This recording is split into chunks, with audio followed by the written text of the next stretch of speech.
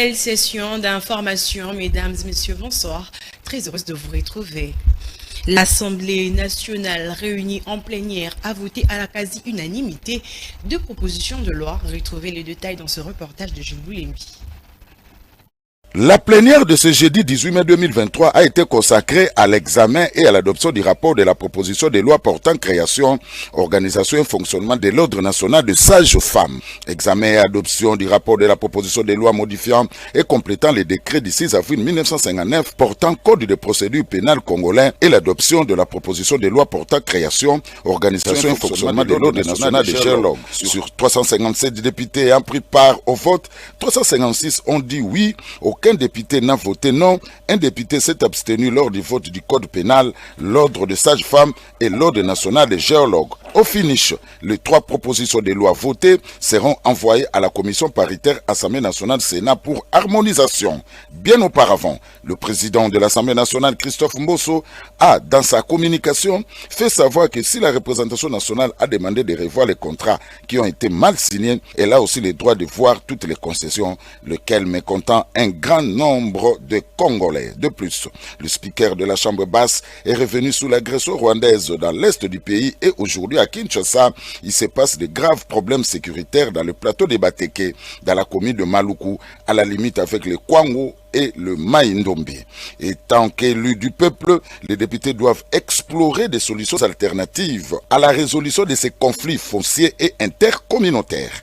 Et pour ce faire, il faut qu'une commission soit mise en place, laquelle compterait les gouverneurs de 4 provinces, à savoir Kinshasa, Kwilu, Kwango et Maïndombe. Et au niveau du gouvernement central, cette commission incorporerait le VPM en charge de l'intérieur et affaires coutumières, le VPM de la défense, le ministre des affaires foncières, celui des affaires sociales, ainsi que les services spécialisés au niveau national et provincial, sans oublier le chef coutumier des 4 provinces concernées, et les élus et quelques notables de ces provinces, tant nationaux que provinciaux. De même, d'autres services peuvent aussi être impliqués. Ce sera une commission de paix, réconciliation et réintégration des communautés lésées. Par ailleurs, Christophe Mbosso a relevé que le problème foncier ne se pose pas seulement à Kinshasa. En outre, le speaker Mbosso a exhorté les députés à une assistance massivement aux plénières et surtout à signaler leur présence auprès du service de protocole. La réévaluation du plan de transition pour le retrait de la MONUSCO au centre d'une réunion de sécurité présidée par le Premier ministre Jean-Michel Sama Lukonde. Suivez. Sama Lukonde, Premier ministre de la République démocratique du Congo, a présidé ce jeudi 18 mai dans son cabinet de travail une réunion de sécurité entre la MONUSCO et le gouvernement pour réévaluer les plans de transition conjoints sur les retraits de la MONUSCO et étudier le mécanisme de la reconfiguration de cette mission des Nations Unies en RDC. Il en ressort que les deux parties se sont accordées pour que désormais leur communication soit harmonisée. C'est ce que Bintou Keïta, la représentante spéciale du secrétaire général de l'ONU en RDC, a déclaré devant la presse à l'issue de cette rencontre. Une excellente réunion pleine de franchise sur la manière dont nous allons évoluer sur le partenariat entre la République démocratique du Congo et les Nations Unies, en particulier la MONUSCO, à la demande du chef de l'État le 1er août 2022, cet exercice de réévaluation du plan de transition conjoint. C'est ce qui a fait l'objet de cette longue réunion, entretien, et nous nous sommes mis d'accord sur la manière dont nous allons avancer ensemble pour que la communication désormais puisse être une communication harmonisée entre le gouvernement de la RDC et aussi la redynamisation de la coopération militaire entre le Royaume de la Belgique et la RDC était au centre des discussions entre une forte délégation congolaise conduite par le vice-ministre de la Défense Sami Adoubango Aoto et le ministre belge de la Défense Madame Ludivine Dodonner. Suivez ce reportage qui vous propose Jean Pinchouchi.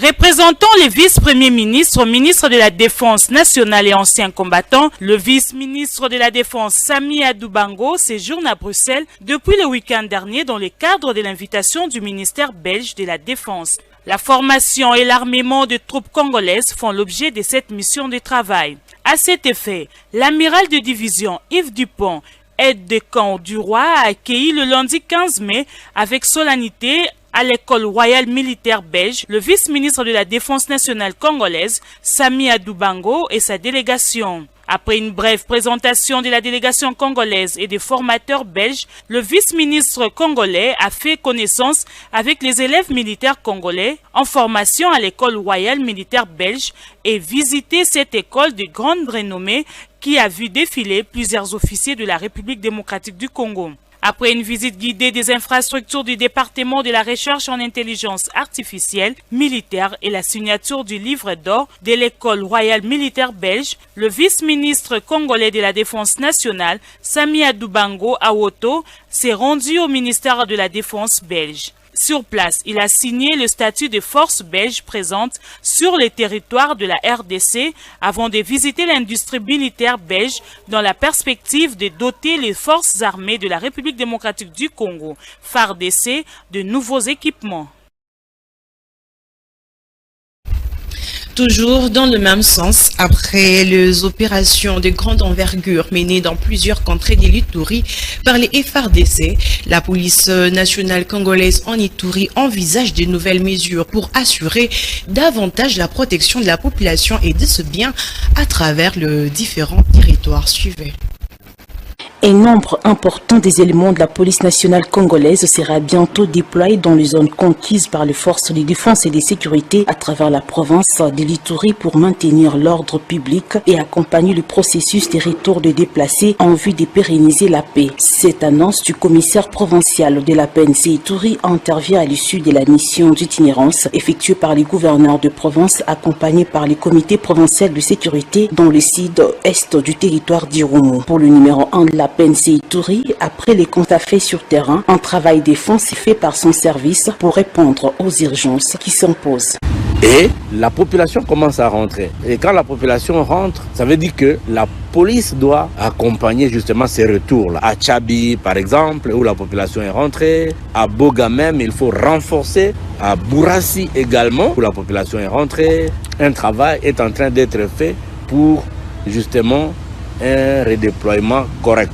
Parce qu'il y a des endroits où la police était obligée de se déplacer et ces gens-là, les assaillants ont saccagé nos bureaux, ont détruit les infrastructures qui existaient.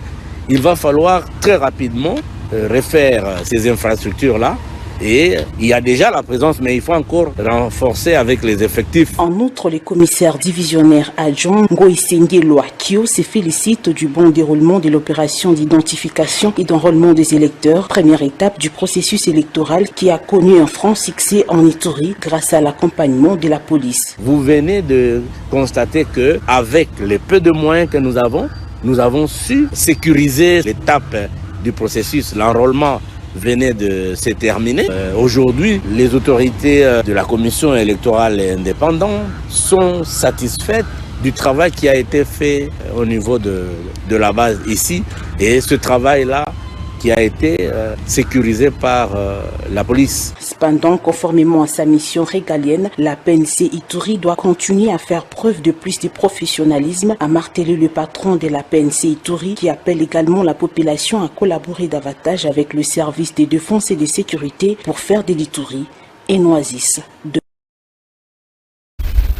Suivant ce journal pour dire que l'évêque du diocèse d'Egoma, Monseigneur Willy Ngumbi, invite par ailleurs toutes les personnes impliquées dans la guerre du Nord Kivu d'avoir compassion de la population.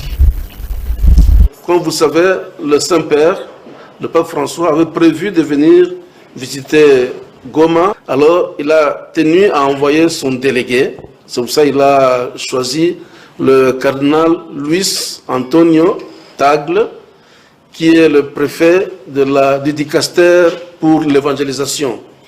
Les dicastères chez nous, c'est comme les ministères. Voilà, c'est comme ça.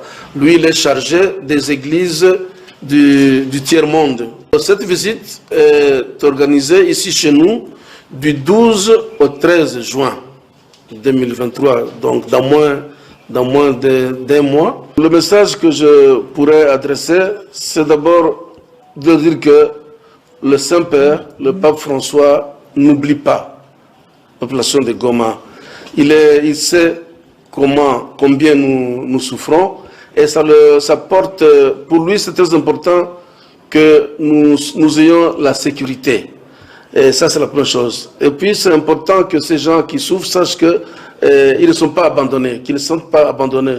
Vous savez, c'est une très grande souffrance pour quelqu'un se sentir abandonné par les autres. Et c'est pourquoi il tenait beaucoup à venir jusqu'ici. Alors là, il délègue son messager. Pour moi, c'est un signe vraiment de sa proximité avec nous, de sa compassion avec cette population qui souffre, tous nos frères et sœurs qui sont dans les camps de déplacés. Alors, le deuxième message que je voudrais donner, c'est vraiment inviter tous nos frères et sœurs qui sont impliqués dans cette question de guerre.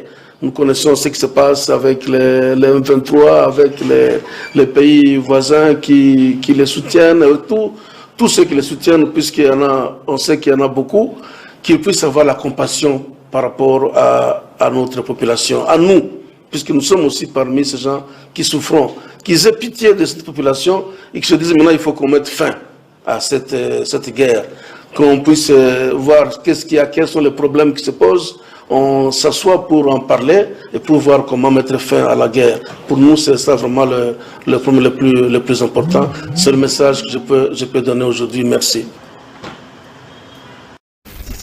Par ailleurs, le conflit intercommunautaire entre le Teke et les Yaka exporté actuellement dans la commune quinoise de Maluku, Maître Bazin Pembe, un des hauts cadres de la FDC, fustige tout dialogue avec ce milice qui sème de la terreur dans ce coin de la capitale et on appelle donc à la restauration de l'autorité de l'État. On le suit dans ce propos recueilli par Naomi Binza et Chomin Kassiama. Ce qui se passe à Kwamout, à Bagata, nous en appelons ici à l'État congolais de restaurer dans l'urgence l'autorité de l'État. Et on ne peut pas dialoguer avec la milice Mobongo. Se retrouver autour d'une table avec une milice, c'est une faiblesse. L'État doit s'imposer, l'État doit mettre les moyens, la logistique nécessaire à la disposition de nos forces armées de la République démocratique du Congo pour que la paix revienne dans ces coins.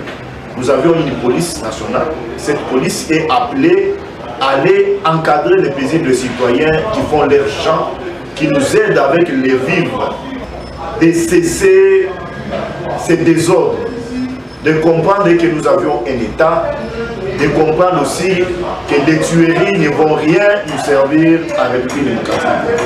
Nous avions besoin de la paix parce qu'il y a les élections en 2023. Nous n'avions pas besoin du désordre dans la ville de province de Kinshasa. Le gouverneur de la ville, Jean Tsiningo Bila, a convié le jeudi 18 mai 2023 à l'hôtel de ville de Kinshasa les différents secrétaires généraux de différents partis politiques de l'opposition dont les LGD, les CD, l'Envol et l'Ensemble pour la République. Il était donc question pour eux. Il était donc question avec l'autorité urbaine d'approuver la demande de la marche prévue pour le 13 mai et qui a été reprogrammée pour le 20 mai. Gracien Sakala, ministre provincial de l'Intérieur, fait les comptes rendus. On l'écoute. L'autorité urbaine, fort des principes démocratiques, a informé les différents secrétaires généraux présents de l'organisation ce samedi 20 mai de plusieurs autres organisations politiques, parmi lesquelles l'Alliance des Congolais progressistes qui tiendra un meeting au terrain municipal de Massina, mais également de l'initiative prise par la Ligue des jeunes de l'UDPS en collaboration avec les autres ligues de jeunes des partis de l'Union sacrée. À ce propos, comme je le disais, fort des principes démocratiques, l'autorité urbaine, tenant compte de certains paramètres sécuritaires et pour éviter naturellement des affrontements dans la ville de Kinshasa, a décidé d'autoriser la marche de l'opposition sur un itinéraire qui serait compris entre le rond-point Sakombi, l'avenue Kassavubu, la place Victoire pour chuter à la place Imka. Et la Ligue de jeunes de l'UDPS partira du rond-point Ngaba pour chuter à la place, devant la place Saint-Raphaël, de l'église Saint-Raphaël. Il sied de rappeler que l'autorité urbaine a tenu compte des itinéraires qui ont été librement choisis à travers les courriers des différentes formations politiques et que donc, pour pouvoir préserver la paix et l'ordre public dans la capitale, il a donc dû séparer, en tenant compte, comme je l'ai dit, des itinéraires qui ont été donnés initialement par chacune des formations. Il y a un principe d'antériorité qui voudrait que la formation qui a saisi en premier ait un privilège dans le traitement de son dossier. Il nous a paru plus sain de considérer également cette correspondance et donc de le réserver, parce qu'il faudrait le noter, l'UDPS également a demandé plusieurs autres itinéraires. Ce n'est pas le seul itinéraire, plusieurs autres itinéraires, mais comme je le disais, pour des besoins de sécurité et de préservation de l'ordre public, on les a cantonnés sur un itinéraire qui partirait du rond-point Gaba jusque devant Saint-Raphaël. Il est également important de noter que pendant la réunion, l'autorité urbaine a fait un appel à la discipline et à la responsabilité de chacune des organisations politiques. Il a donc exhorté chacun des leaders à encadrer ses militants afin que l'ordre public soit préservé, à éviter tout acte de vandalisme et tout acte susceptible de perturber l'ordre public. À cet effet, l'autorité urbaine a rappelé qu'en cas de trouble à l'ordre public, en cas de vandalisme, en cas d'atteinte tant physique que toute perturbation de la quiétude des Quinoises et Quinois, la responsabilité pénale et civile des organisateurs serait engagée. Au sorti de cette réunion avec le gouverneur Gentini Ngobila, Devos Kitoko, secrétaire général des LICD, pas du tout d'accord avec ces décisions du gouvernorat et confirme la marche pour le 20 mai et fait savoir que l'opposition maintient son itinéraire.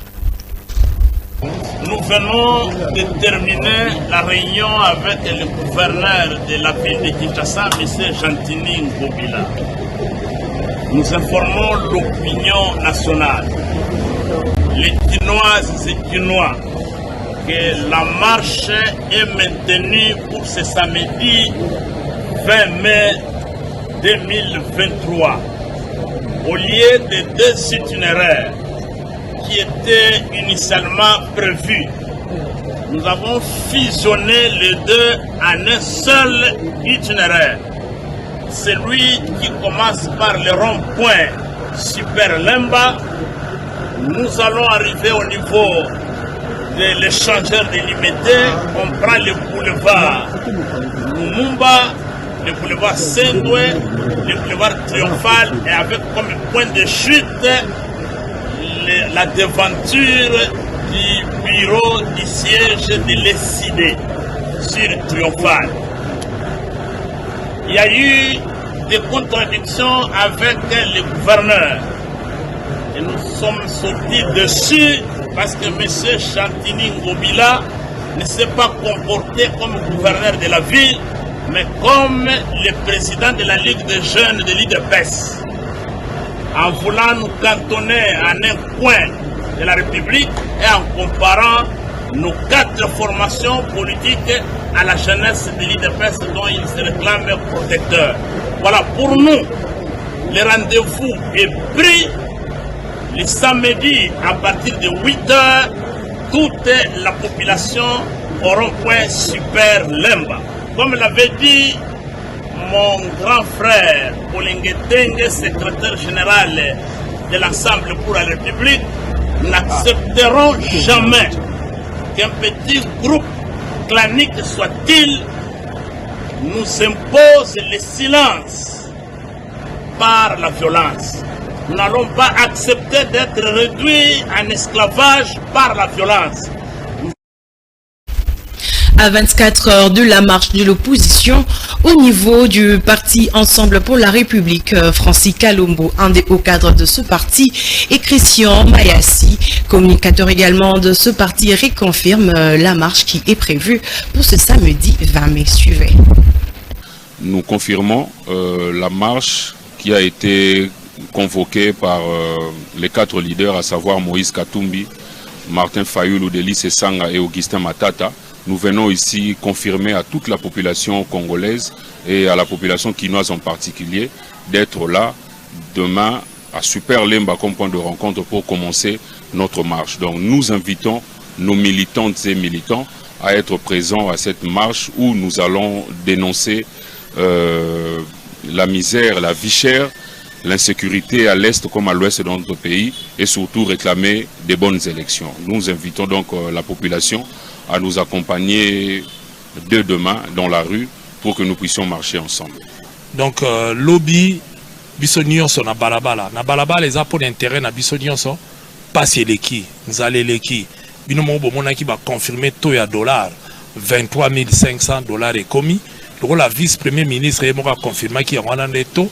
Tozo réclamer que les fonctionnaires ba no futa mapeka na taux wana passer leki taux eza mabe ba futa batu mabe biloko nyonso mabe mais tozo mona ba konti bango bazo vivre na taux ya dollar anormal bango baza na jouissance ya kosakarate. Donc to ligate c'est l'occasion pour nabiso to réclamer l'élection malamu insécurité leki ba konti bazo conscience pour toza na choix mususu te to marché boye belé to marché to céder na provocation te na intimidation te to yende ko marché ya expression ya démocratie alors que boye la démocratie s'exprimer et ngolo baboli bo installer dictature donc to yé poto tambola parce que passer l'équipe vie bino mo botala ka tozoko. Concernant toujours la marche de partis politiques de l'opposition prévue pour ce samedi 20 mai 2023 à Kinshasa, le secrétaire général du Nouvel Élan, Blanchard Mongomba, estime que ceci est un droit constitutionnel et que son parti politique ne participera pas à cette marche. Suivez.